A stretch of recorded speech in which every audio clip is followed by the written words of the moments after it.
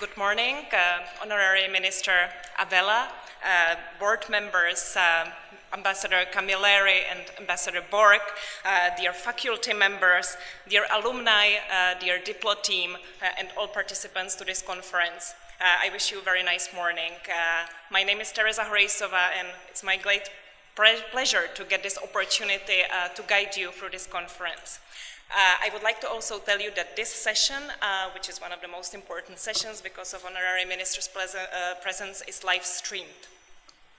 This conference, as you have realized, is a celebration of DiploFoundation. It's a celebration of 15 years of existence and 25 years of research in diplomacy and the impact of technology it has had on it. The original idea was to have a little celebration, bringing a few friends of Diplo together, but this is what it evolved to, with, if I'm not mistaken, over 150 participants here.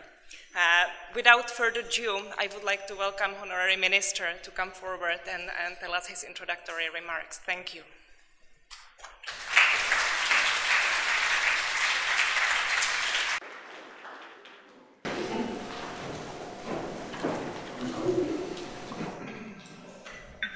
Excellencies, distinguished guests, ladies and gentlemen, very good morning to you all. It gives me great pleasure to warmly welcome you to Malta, of course those who took the trouble to travel here, and of course to this conference being held to mark 15 years since the establishment of DiploFoundation. At the outset, I would like to extend our thanks and gratitude to the government of Switzerland for its contribution to this joint undertaking between our two founding countries in the establishment of this unique organization. My appreciation also goes to the Board of Administrators and its director, Dr. Jovan Kurbalija, as well as the staff and faculty members for their enthusiastic and unstinting contribution and commitment in this regard. During these many years, we have witnessed the remarkable worldwide outreach of Diplo. Indeed, the Foundation's development, programs, online courses, and other training opportunities have, until last year, succeeded to attract close to 6,000 alumni from 201 countries and territories around the globe. This is no mean feat. It shows Malta and Switzerland's determination and commitment through the Board of Administrators to explore and build a niche in making the best use of new world of the digital capabilities in artificial intelligence through innovation and creativity. This conference, and you, distinguished participants, will, in the next 2 days, address the practice of diplomacy in today's fast-changing world of artificial intelligence, blockchain, and big data. You will have the opportunity to discuss how DiploFoundation can play a greater part in and contribute towards the continuing development of its digital strategy of diplomacy. The challenges facing our countries in harmonizing the benefits of digital diplomacy cannot be minimized. These challenges are complex and enduring. In this regard, I take note of the fact that among the issues to feature in the exchanges and discussions to take place in this conference is how to ensure a wider participation in developing an effective way for countries to follow, engage, and contribute in global digital diplomacy. As the Minister responsible for Foreign Affairs and Trade Promotion, I must recognize the digital diplomacy continues to play an important and critical role in the day-to-day running of my ministry. Indeed, digital diplomacy is an effective channel of communication and an asset in a small island administration as Malta. The Internet has enabled us to keep in close touch with our missions and representatives abroad, and allows us to do so with immediacy.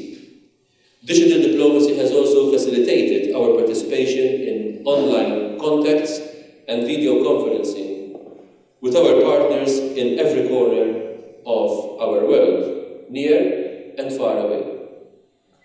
The role and contribution of diplomats in an ever-changing world is primordial.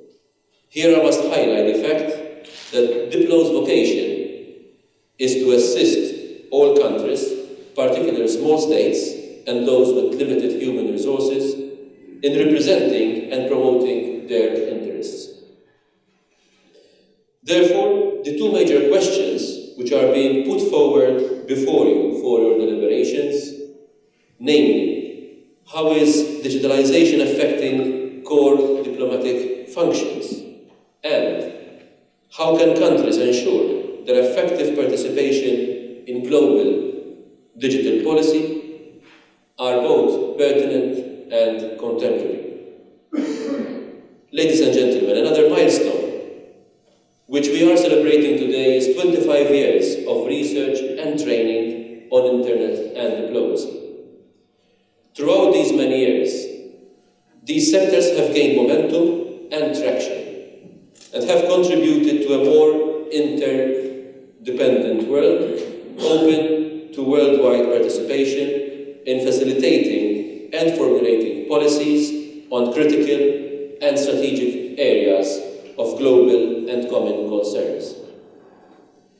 Human resource development has seen a huge step forward, enabling especially ministries responsible for foreign affairs to interact more often between and among themselves to promote and safeguard peace, cooperation, and prosperity.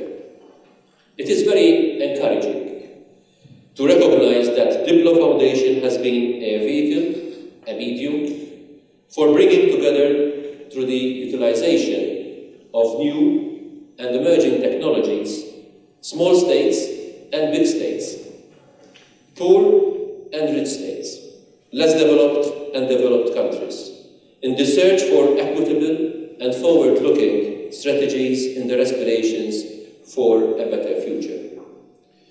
Diplo's history in this regard is impressive, with the first book on new tools for diplomats, computer applications in diplomacy, and the first workshop on computer applications in diplomacy in 1994, the first online course for Commonwealth workshop on the use of information technology in international relations in 1995, the first postgraduate diploma course on IT and diplomacy in 1999, and many other firsts. Each of these steps were milestones in developing our reflections on diplomacy and the Internet. One cannot overlook the realistic approach adopted by the Foundation. We can easily slide into believing that most of our problems could be solved by new technology. The reality is often different. Technology empowers us, but it has its limits. In addition, technology may give rise to new challenges, particularly in the security domain.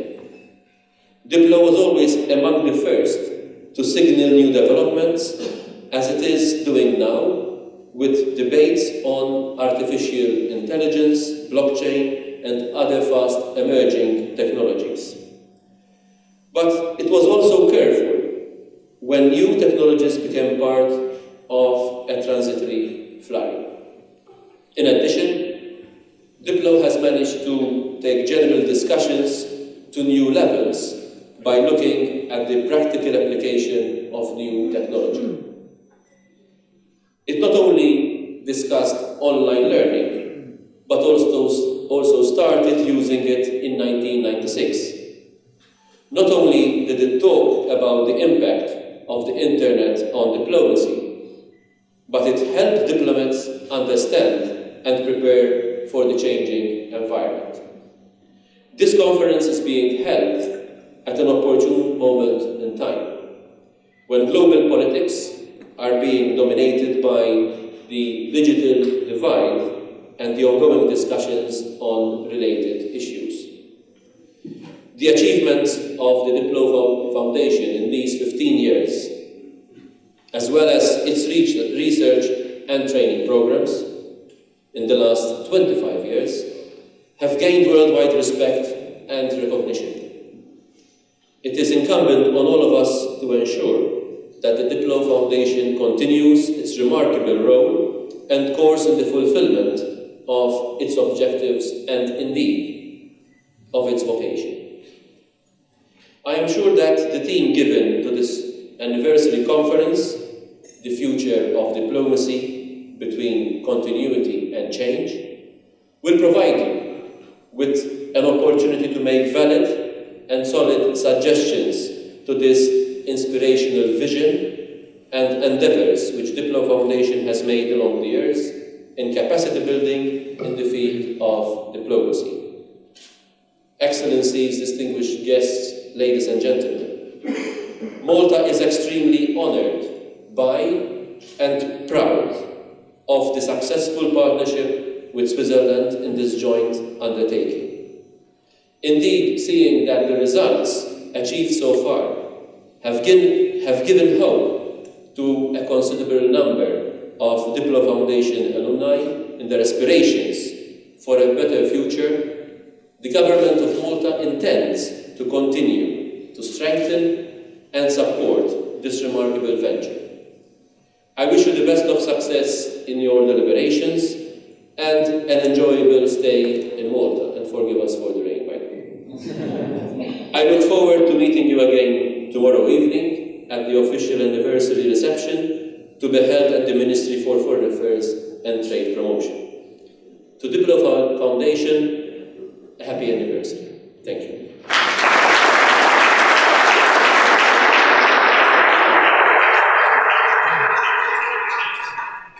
Thank you, Honorary Minister, for the kind words about DiploFoundation, the wishes for the future, and the ongoing support of the government of Malta. Thank you very much. I would like to invite now the chairman of the board, Ambassador Victor Camilleri. Welcome.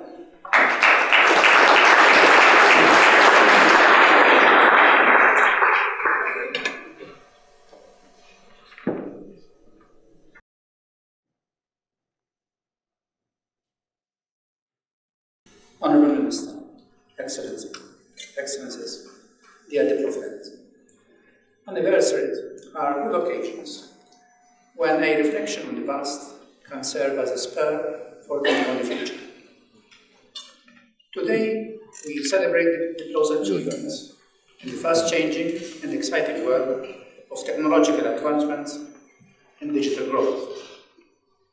At the same time, through our discussion on the future of diplomacy, we meet to discuss the tasks and challenges which lie in the future.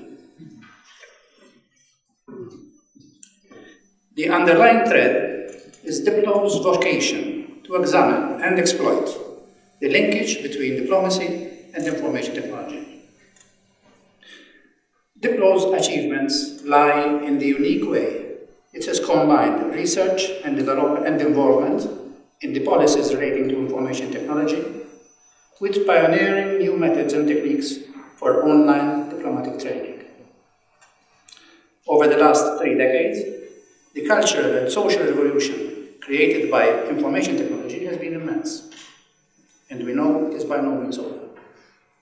To date, the practice of diplomacy has been impacted by information technology, most notably through the tools used by diplomats for their communication and reporting tasks.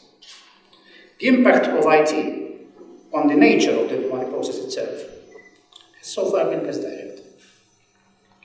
Diplomacy is a profession which responds cautiously to innovation.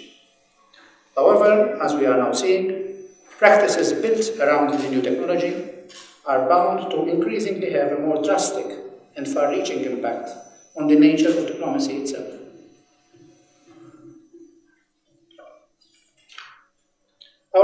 One future task for which Diplo is already preparing itself is how better to link its online training activities with strategic thinking and planning on diplomatic practice.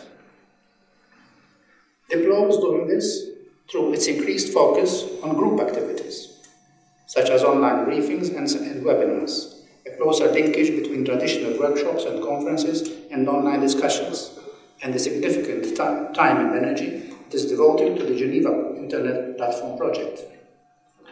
Our meeting today can also be seen as one significant step in that direction. I can recall my first encounter with Diplo. It dates back to the moment when it only existed as an idea in Jovan's mind.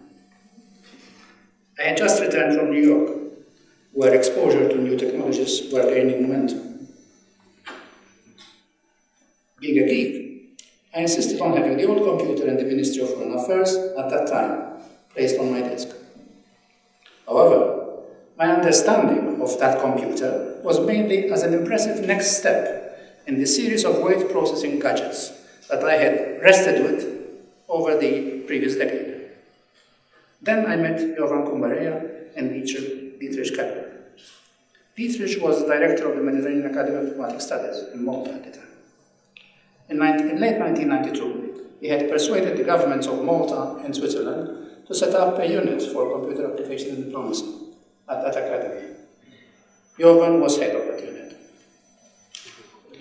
After 10 minutes of our discussion, I realized that Jovan had a much deeper vision of both the immediate impact and future potential of the burgeoning technology than I had imagined. It was also clear that his mind was brimming over with practical ideas how to implement that vision. After this short meeting in my office in Valletta, I got infected with what I can only call the diplovirus, that unique condition which, through Jovan's genuine and infectious enthusiasm for IT, produces a new and exciting awareness of the actual potential residing in that technology. This is no doubt an experience that many of those attending this conference today will have passed through. It is exciting. It makes you work very hard. It makes you feel that you are participating in something new and unique. It also gives technological development that human touch, which must always remain an essential feature of how we continue to face the new developments ahead of us.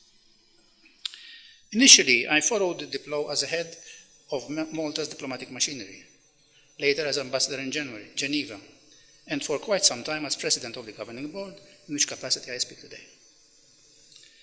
Besides my involvement in the governing of Diplo, I was always curious to learn what was under the bonnet. Thus, I was first participant in some of Diplo's early online courses, and later I became lecturer in the course on diplomacy of small states. The more I was able to look under Diplo's bonnet, the more I appreciated how carefully developed and fine-tuned are the teaching methodologies used by Diplo. When you meet Director Hanna Slavik today or tomorrow, you will understand where this professional and solid methodology comes from. What is most impressive is the human aspect of Diplo's online learning process. Conveying emotions and understanding students, sometimes in faraway Pacific Islands or busy UN activities in New York, remains one of Diplo's main strengths. Another impressive aspect is the commitment and motivation of the Diplo team. Interaction within Diplo, between students and lecturers and among students themselves, is always responsive, direct, and fluid. The sense of collegiality and commitment underlies all activities within Diplo. It forms an essential ingredient in the learning process. At the board meetings I chair, I always ask Jovan how he manages to motivate all of us. For him, it is not an easy answer, but the answer is probably very simple. It is a matter of personal example of him and Diplo's directors, Hannah, Teresa, and Stephanie. It is a matter of human engagement. Personally, I feel very privileged by my association with Diplo. The experience has invariably been pleasant and instructive. It has also been challenging. Sometimes it is difficult to explain to others the intangibles that go into Diplo's chemistry. Diplo teaches, but it's not a university. Diplo does research, but it is not a think tank. Diplo publishes, but it is not a publishing house. Diplo cannot fit easily into the pigeonholes of institutional thinking. Fortunately, the governments of Malta and Switzerland have recognized this uniqueness of Diplo as harbinger of a new era and ensured its growth with the remarkable results that we are celebrating today. I augur that the same Diplo chemistry will inspire the discussions we'll be having over the next 2 days. Thank you.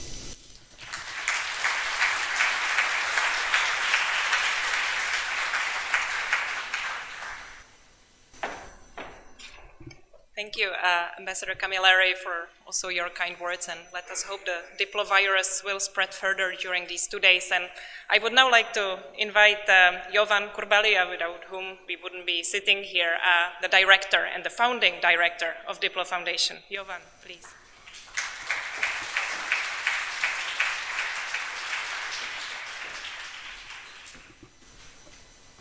Thank you. We have to develop also some immunity for this virus. It can be quite dangerous, especially for family members when you put long hours in attending courses or following, working on the assignments.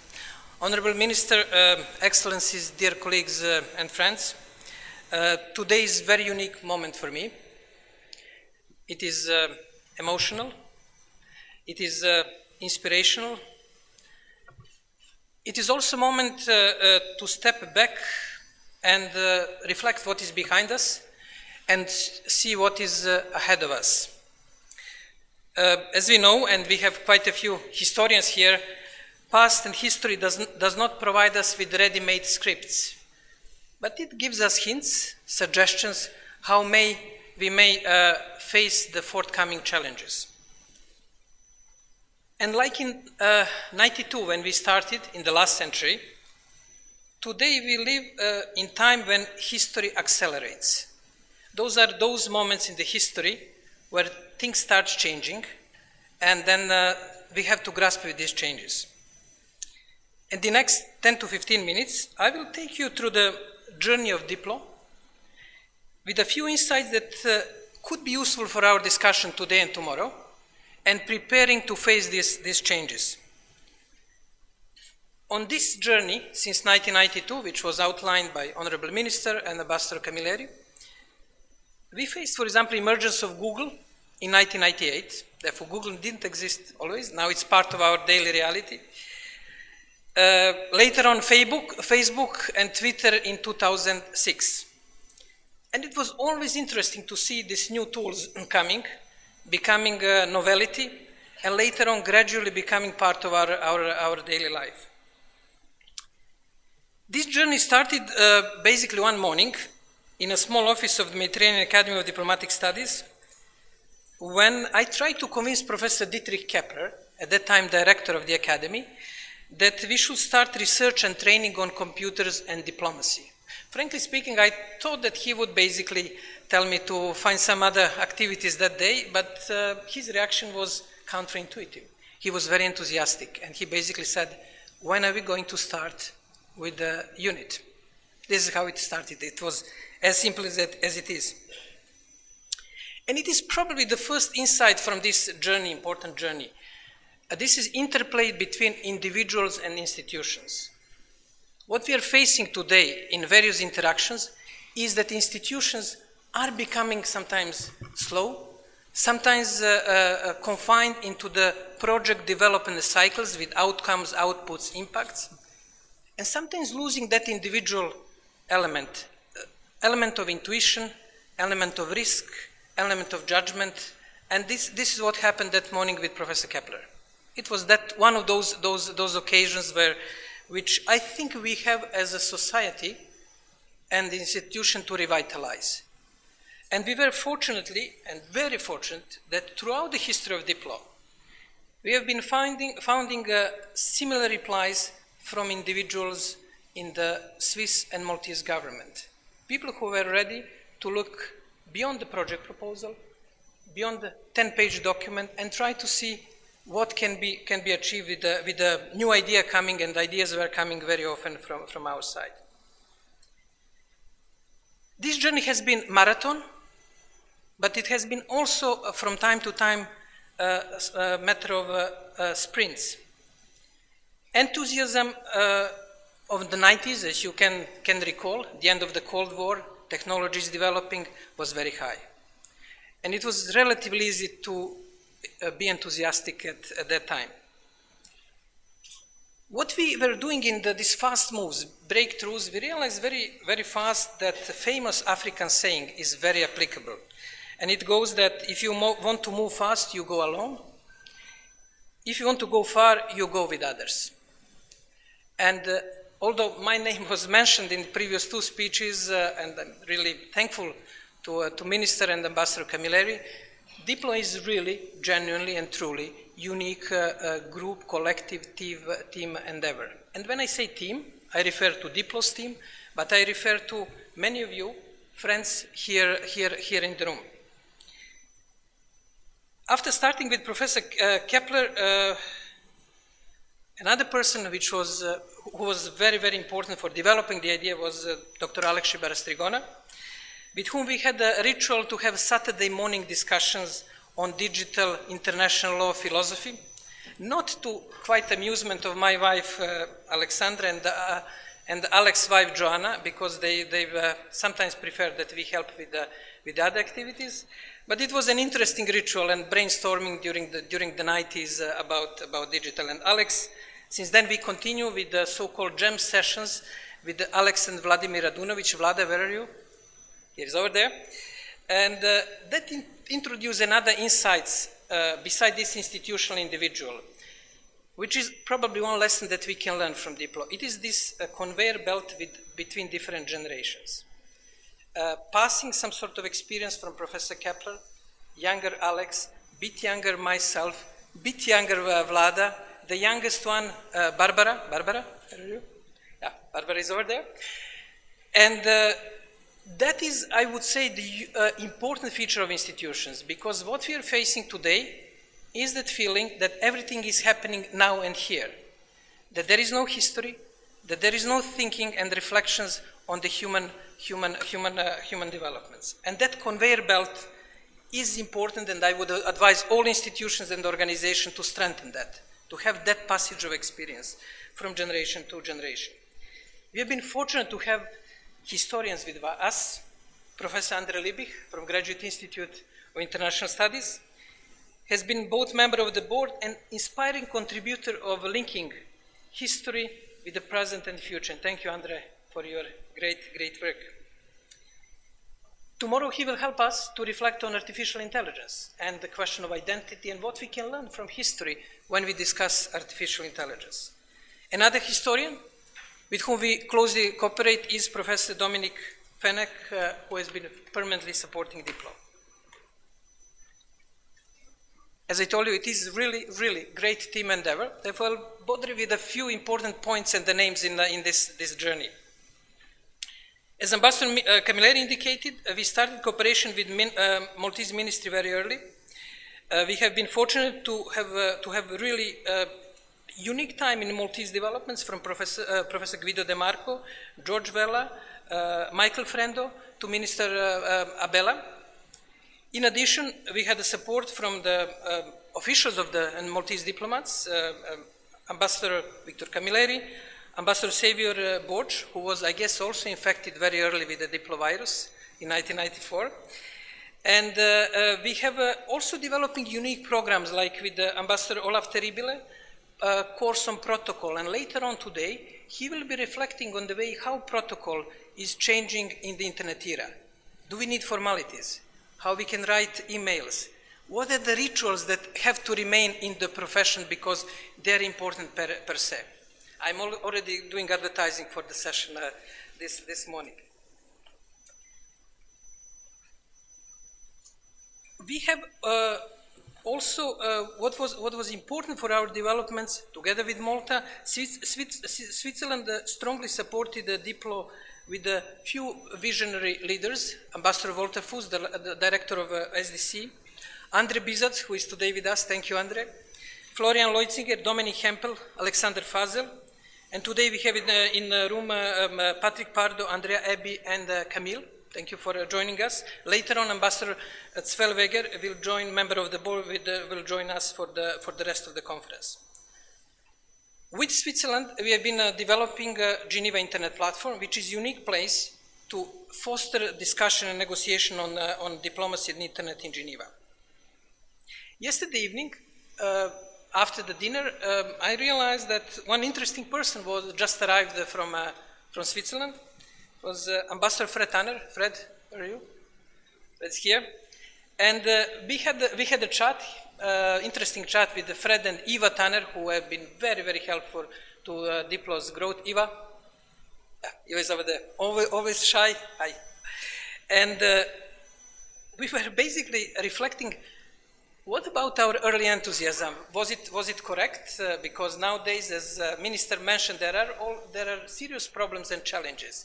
And we, in a way, we're thinking, was energy that we put in sort of promoting and building evangelist, which is now a popular term of digital technology, was it the right way to put the energy? I think it was. We concluded at the end that it was the right way to do. We have now students from Mediterranean Academy of Diplomatic Studies and the lecturers, and welcome to our conference. I was one of you in the 1991, together with Petru Dumitriu, who is here in the room as well. And we spent 9 months studying at the Academy. And I can tell you, this is unique time. It was unique time 25 years ago, 26 years ago, but it is even more unique today, because you will rarely find time to have a break for intellectual discussion, for reflections, such a long break in the fast-changing world. Therefore, use and utilize this unique opportunity. And you will see, it will remain a big reservoir of ideas, energies, contacts for your career. And here, as you know, behind the Academy are governments of Malta and Switzerland as in one important endeavor. Moving fast forward, late 90s, dinner at the Indian High Commissioner, and a great chance to meet Ambassador Kishan Rana, who has been joined Diplo at that time. He just retired as Indian ambassador from in Germany.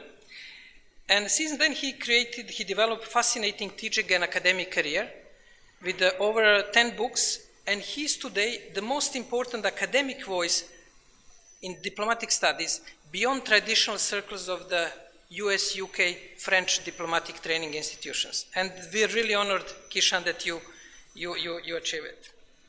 More or less at the same time, 2 persons came to Diplo. Ambassador, nowadays, at that time, no, Ambassador Stefano Baldi, they were there, and Eduardo Gelbstein, former director of the UN IT.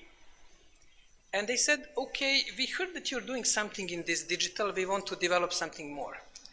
And since then, with Stefano, who is now Italian ambassador in Bulgaria, he has been writing books, developing courses, doing research, and providing really unique input in digital diplomacy. Ed left us 2 years ago, but we have today with us his wife Cora, and that would be also a nice occasion to have memories of Ed's great work on the use of information technology in diplomacy. 2001, 2002. Aldo Matteucci is coming. Aldo? Aldo is coming to one of our conferences, and you know, at that time I was much more younger and much sort of cautious what will be said at the conference. And the first session, and I will deliver a relatively enthusiastic speech on diplomacy, and you have a hand raising and basically saying, Jovan, it's good, but it is basically more or less crap. I said, my God. And this is how we started, Aldo and myself, and he's now informal Chief Contrarian Officer of Diplo. We are the only organization to have Chief Contrarian Officer who is challenging our thoughts and ideas. Because as you know, we socialize with like-minded people. We tend to agree. This is very human. But then Aldo comes and he makes a wake-up call. And thank you, Aldo, for being the Chief Contrarian Officer.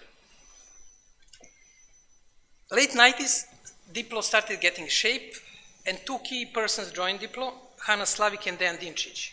You heard about Hana, she's our education director. Dejan, then he's a computer, well, we can call a philosopher, wizard, who develop our online system. Two of them develop our online program, and I've been really, really genuinely blessed.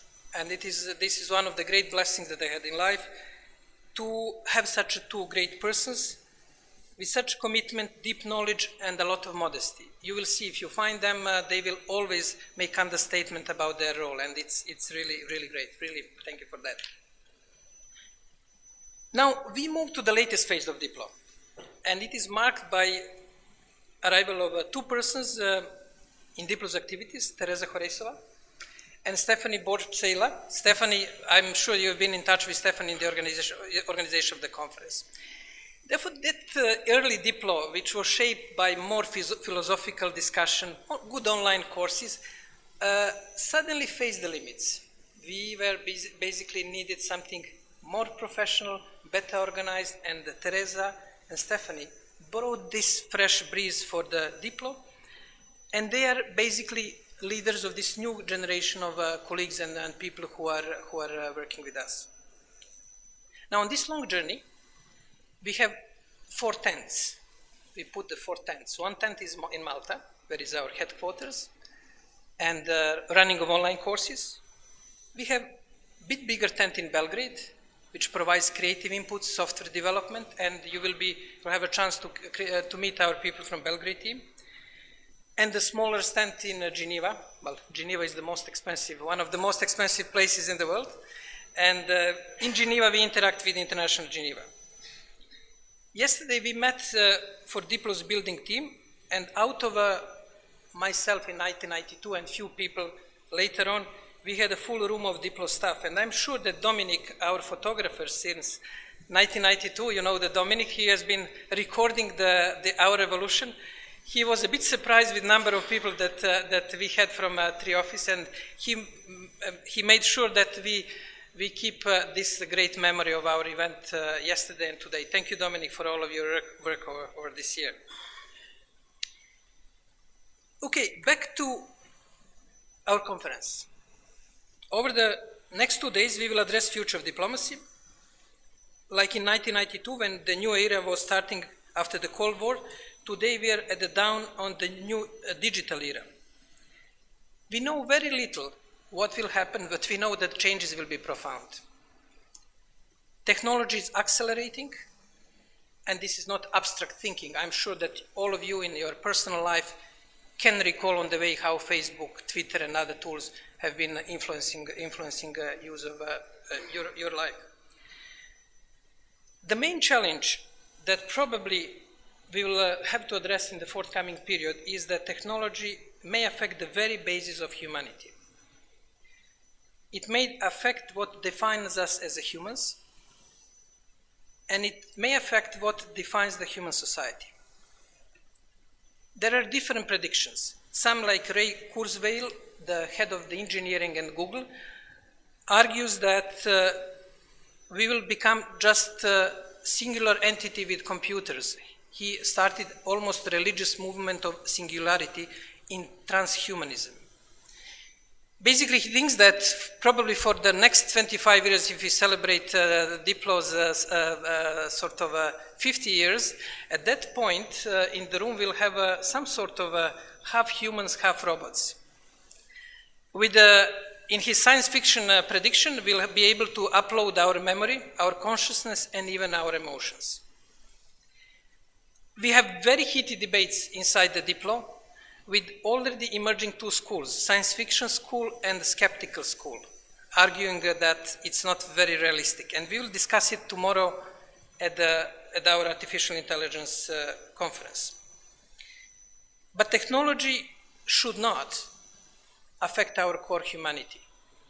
It should not affect the question of our consciousness, our happiness, what we are, how we interact with the closest people around us. What is diplomacy doing in order to address these developments? It is both reacting slow and fast. Fast reaction is happening this week in Geneva, where diplomats are discussing the future of autonomous weapons, there is a government group of experts and diplomats discussing the question of the ethics of the future weapons which are not anymore controlled by humans, which are making decisions on their own. German government is discussing, for example, ethics of driverless cars. European Parliament is making the same efforts. In the global geopolitics, Europe is increasingly positioning itself as the protector of the core humanity. We have G2 more or less emerging, with China on one side and the United States on the other side, driven by strong technological drive, leading the developments in the artificial intelligence and computers, but very often not taking care about potential externalities that technology can create. Europe, with their data protection, with discussion of artificial intelligence, is trying to make this bridge between technology and humanity. And probably for our young students and for other colleagues who are thinking about the research projects, that is going to be one of the tasks of diplomats in the future. Negotiations between technological communities and the humanity. How to make right balances, how to make right sort of compromises between these two developments. Now, what we are also discussing is what are the core values that we should follow? Is it efficiency just the main mantra? Or should we return to some other core values that defines our value, rules and the society as a whole? The ultimate limit of artificial intelligence and future developments should be a question of empathy, compassion, and consciousness. And this will be ultimate barrier where the this battle, hopefully not battle, between technology and humanity will be developing. Diplomacy needs to strike right balances, and you as a future diplomats will be definitely involved in some type of negotiations around these issues, representing maybe your countries, maybe different communities. Diplomacy has a bright future, definitely, but we as a diplomats have to make sure that we deliver on that bright future. Therefore, we have to change, adapt, and develop new skills, new insights, and a new set of new toolkit for the emerging diplomacy. We should be open for innovation, yet critical about the impact of innovation on society. We need to be scientific, but we have also to preserve our core humanity. We need to be ready for adventure. Adventure is deep in the human nature, but also cautious about where that adventure could bring us. I would like to invite you to this journey. Please be ready, fasten the seat belts, and join Diplo and other people worldwide who are addressing this question of interplay between diplomacy and technology. Thank you very much.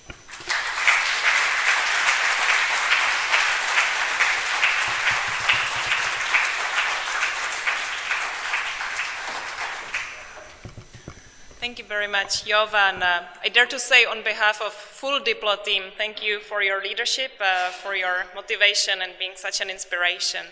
I would now also like to ask Patrick Pardo from the Permanent Mission of Switzerland to the UN and other international organizations in Geneva to tell us a few words from the Swiss perspective. Thank you, Patrick.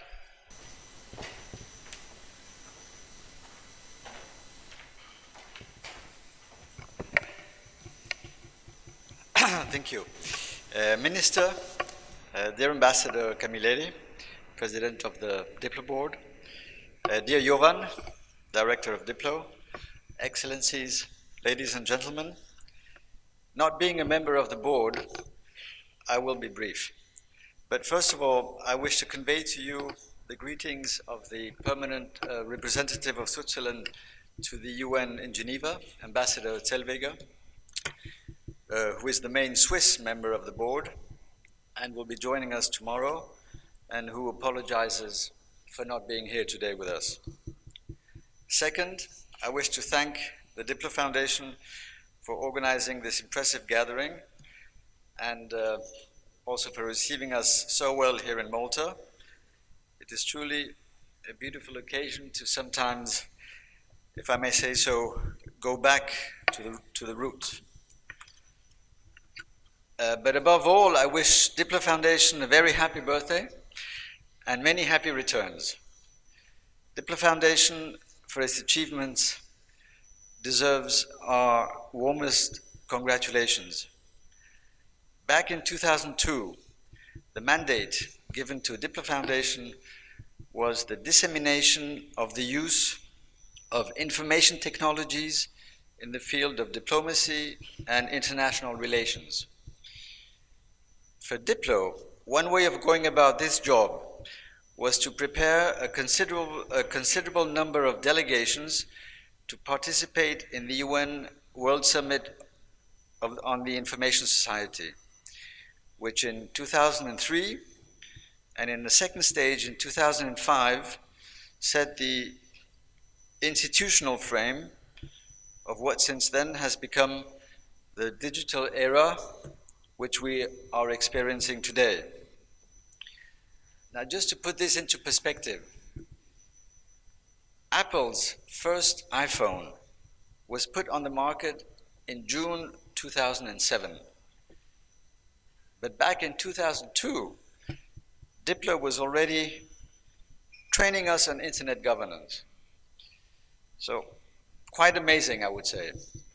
This may be just a simplified example, but it is precisely this expertise of being one step ahead that makes DiploFoundation, in our eyes, quite unique. At present, as you know, and as it was mentioned before, I mean, for the past 3 years, Diplo has also engaged in operating the Geneva Internet Platform. The job they're doing, amongst others, in thereby strengthening Geneva's role as a global center for internet governance is truly excellent. And we, Foreign Ministry, congratulate you for that. So, thank you for having us here in Malta. It's okay if it rains, it's no problem for us. I wish us all an exciting birthday conference, and thank you for your attention.